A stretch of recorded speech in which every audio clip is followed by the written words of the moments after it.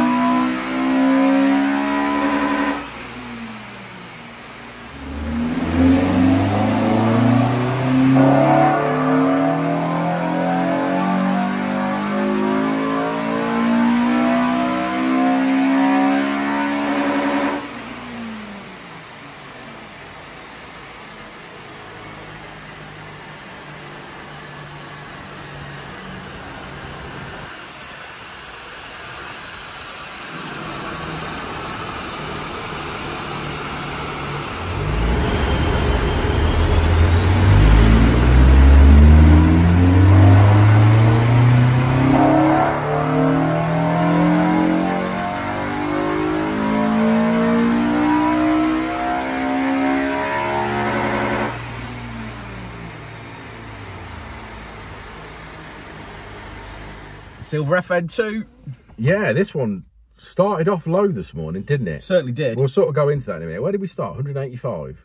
No, 195. Sorry, 195. Yeah, so we sort of did a standard power run, 195 brake. You instantly think, well, what's going on here? Now, admittedly, normally we do go over the mods list with the people before we start. Customer filled out his form. We were running around doing other things this morning. So the first time we looked at the mod list, to be fair, was already on the dyno. Once it had done its standard power run, and then I had a look at his mods list, because it's there to be tuned anyway. We're not putting any parts on it, so it's what it is. We tune with what we got. Yeah, so the mods list are as follows. This is a weird one. It's not certainly a combination we've come across before. But it has got a standard manifold on it. It's got a sports cat section of some description to replace the original catalytic converter. There's a Sportex middle section with a standard back box with an M2 inlet manifold, standard throttle body, and the HKS induction kit.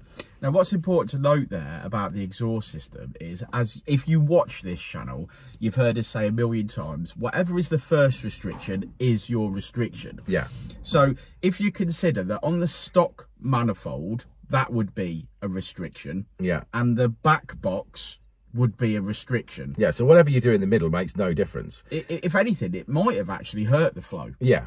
And also, secondly, by putting a bigger inlet manifold on it, that fills the exhaust up even faster. So again, that has a negative effect. Hence the reason the vehicle didn't make standard power. In our opinion. Yeah. Because I think you could have run this car totally bone stock, and it would have made 200. And it would have made just over 200 brake horsepower. Generally, as a rule, isn't it? Around 202, 200 brake horsepower. And then obviously you would have tuned it. I think we still ended up around the same sort of power as a stock car after a tune. A stock car with a tune, normally between 205 and 210. This is made the 210. Yeah. So effectively, like I say, it's tuned like a stock car is basically the answer. Even though it has got a lot of mods.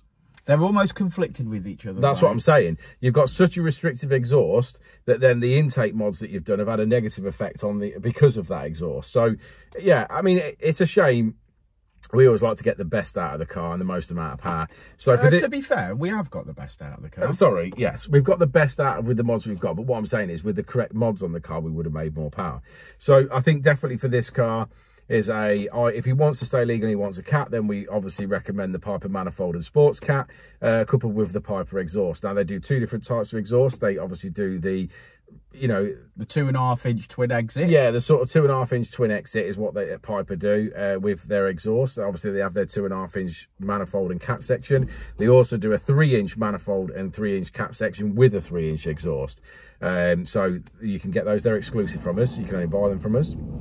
So they also do that. We recommend, if you're just going to go Piper manifold and sports cat on the 2.5-inch, you couple that with a Tegua 70mm. Yeah, Tegua 70mm, great value for money, and we've always got them in stock. And we make the best amount of power possible with those. So yeah, that's what I would suggest for this car. I would suggest Piper manifold and sports cat, and I'd suggest the Tegua 70mm, and I think there's some good power to be unlocked here.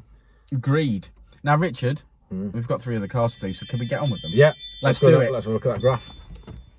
Well, there we go. Red line is as she came in. Blue line is as she leaves. That's just map. As we say, it's modified prior to us tuning. And as Richard says, more modifications will unlock power on this one for sure. Basically a stock exhaust system. But we finished today on 209. That's 170 at the wheels. Thanks for sticking around to the end of the video, guys. Like and subscribe and all that jazz. If you've got a Honda Civic Fn2 Typer and before you start modifying, you want to know what are the best mods, please check out some of our YouTube videos. We appreciate the support, but there's a lot of information in there. And by all means, pick up the phone, give us a call, talk to us about your build. Obviously, we can advise you in the right direction to unlock the most amount of power for your budget. Give us a shout. And we'll see you on the next one, won't we, Rich? I said it before and I'll say it again. Life moves pretty fast.